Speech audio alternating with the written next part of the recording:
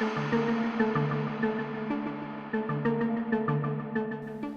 やこのお話ですね、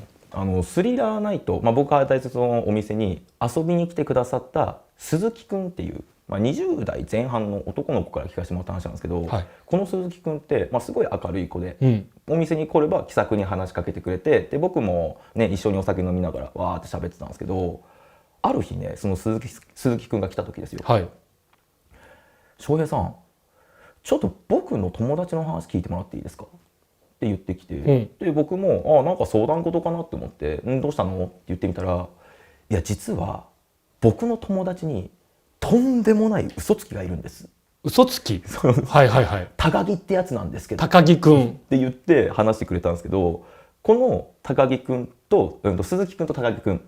は小学校の時から仲なんですって、で昔から、今の今までずーっと仲いいんですけど、高木くんは昔から今の今までずーっと嘘つきなんですよでそんな嘘つきのやつって嫌われるじゃないですか、はい、でも高木くんって人気者なんですよ。どういうことなんでしょう。でこれがなんでかっつったら、はい、鈴木くん曰くですよ、高木くんって嘘をつく時に前後で「いやこれから話す話嘘なんだけど」とか話し終わった後に「嘘なんだよね」とか言う子らしくって、だから高木くんが喋りだしたら「おまたなんか面白い話聞けるぞ」みたいな感じですごいこう人気な子だったと。で、そんな高木くんと、今でも週 1,2 回遊ぶそうなんですけど、ある日高木くんが電話かけてきて「お鈴木今日も一緒に飲みに行こうぜ」って言ってきたもんですから、鈴木くんも「あ分かった分かった、じゃあどこどこの居酒屋ね」って待ち合わせして、で2人で飲んでいつも通り会話してる流れで急に高木くんが「いやっていうかさ鈴木聞いてくれよ、いや今ね俺が勤めてる職場の直の上司性格悪くってさ、もういっつも理不尽に俺にこうわーわーわーわーとなってくるんだよ。でね腹立つじゃんやっぱり。だから頭の中で俺怒られてる時にずっと上司のことボコボコにしてるんだけど、だけどそれじゃもう気収まらなくてさ、最近だよその上司隠し撮りしたやつ写真印刷して切り刻んだり燃やしたりして呪いかけてんだよ怖っって急に言い出したらしいんですよ。はい、で鈴木くんこれ聞いた瞬間に「はい嘘」ってすぐ気がついたっていうんですよ。いつものね、はいはい、で鈴木くんすぐに「いやちょっと待って高木、お前ニートじゃん、実家暮らしだし」ああそもそもって言ってみたら、そうなんですよ、そもそも仕事してないんですよ。だから高木くんが「あそうだったね俺は」っつってゲラゲラゲラゲラって2人で笑って、その日解散したんですよ。でまたそれから1週間2週間経ってから「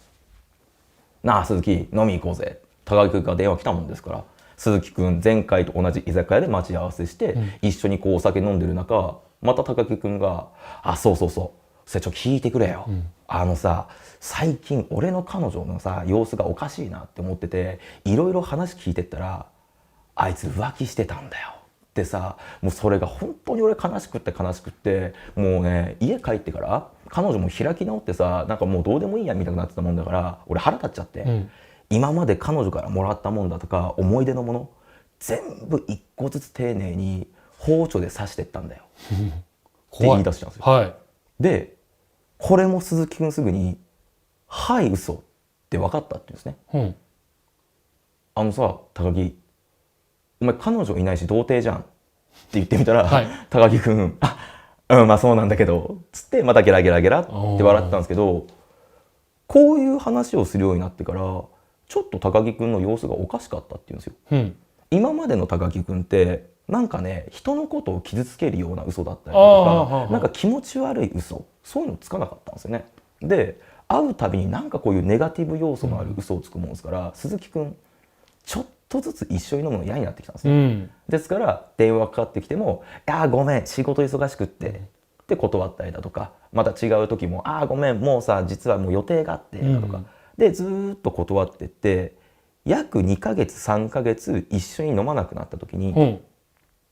高木くんから鈴木くんのところに1本 LINE が来たんですよ。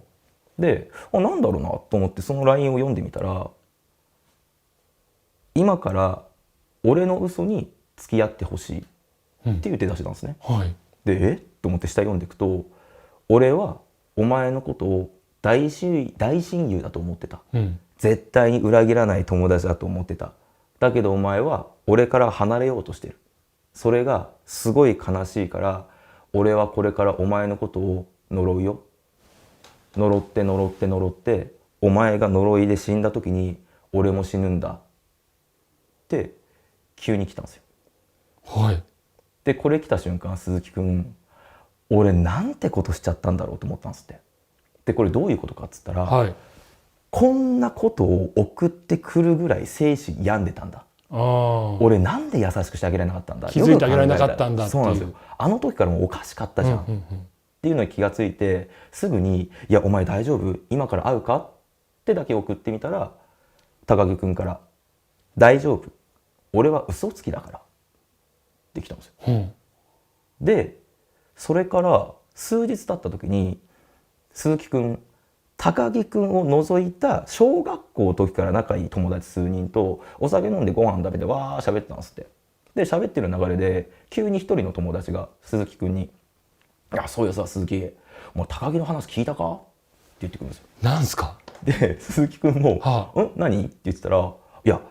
さ高木の周り最近大変なんだよ」って言ってきて「なんかあったっけ?」って聞いてみたら「いやほら高木がさ勤めてた職場あるじゃんか。で高木の直の上司最近なんかよ家全焼したかなんかでさ、で全身完全に焼け焦げて死んじゃって、で炭見たくなっちゃったもんだから運び出す時にボロボロに崩れてバラバラになっちゃったらしいんだって急に言われたんですよ。はい。まず仕事してること知らないんですよ鈴木くんは。はい。あれ前でもそんなこと言ってたなって思ってる中、あともう一つさ、高木の彼女だよ。あいつさ、俺も何回か会ったことあるんだけどいい子だと思ってたらがっつり浮気しててさ、でそのね浮気相手も頭おかしかったみたいでさ、なんかで話こじれたんだろうね。浮気相手が高木の彼女のことを急に包丁で刺しちゃって、でそれでねなんか臓器かどっか傷つけたのか、今彼女もうちょっとね体に障害残るぐらいの怪我しちゃってっていう話されて、ふっとあれ高木がなんか言っていた復讐の方法と現実に起きてるそのものっていうのがリンクしてんじゃないかって鈴木くん思ったんですよ。そうですね。で鈴木くんが僕に言ってきたのが「ねえ翔平さん、高木の嘘って何が嘘だったんですか?」って言ってきて、僕その瞬間は答えれなかったんですよ。答えれなかったんですけど、どっかのタイミングから高木くんが嘘をつくタイミングっていうのが最初か後に言う「これ嘘なんだけど」っていうのが嘘だったんじゃないかなって思ったというそんなお話でございました。ありがとうございます。いやごめんなさい、本当にその拍手しちゃいけない話なんですけどすっごい引き込まれましたね。そうか、これ嘘なんだけどっていうことがもうそれが嘘になってた。そうだと思うんですよね。でもそうなると鈴木さんですか、ね、相談してきたっていう高木くんから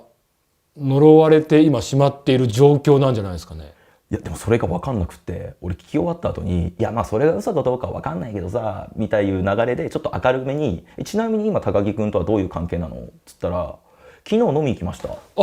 て言うんですよ。仲いいらしくて、だからまあ仲良くしてるから今はもしかしたらその呪いみたいなのがかけられてないかもしれないですし、まあ、そこもまだ分かんないところではあるんですけど、まあ、今こういう状況もあって、まあ、ちょっと鈴木くんお店に遊びに最近来てないんですから、会えてないですもんね、そこ確認したんですかね。お前彼女実際いたらしいじゃん、お前実は働いてたらしいじゃんとかはちょっと聞けないですよね。聞けなかったですねやっぱりね